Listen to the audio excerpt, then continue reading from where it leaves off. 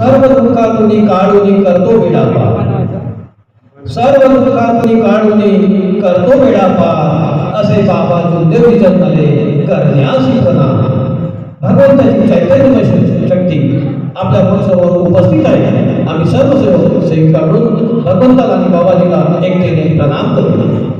भगवान बाबा हनुमान जी को प्रणाम, महान प्यारे बाबा जुदेव जी को प्रणाम.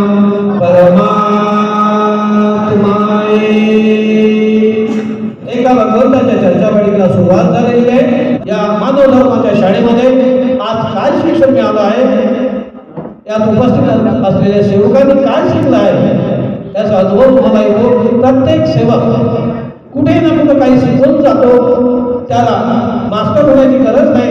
आमचे हेडमास्टर जसे गुणवान आहे, आदरणीय आहे, आमचे मार्गदर्शक खूप मोठे आहे. त्यामुळे आम्हाला कुठलाही शिक्षकाची गरज नाही. आमचा शिक्षक एवढा श्रेष्ठ आहे, तो आम्हाला सर्व काही तत्व शब्द मी माझ्या आधारे शिकून जातो. महानपेठे बाबा जुंदेवजींनी चर्चा बैठक त्या काळामध्ये लावून ठेवली. बाबाजींनी काय चर्चा बैठक लावून ठेवली? कारण त्या काळामध्ये आणि आजच्याही काळामध्ये अज्ञानी सेवकांची कमी नाही.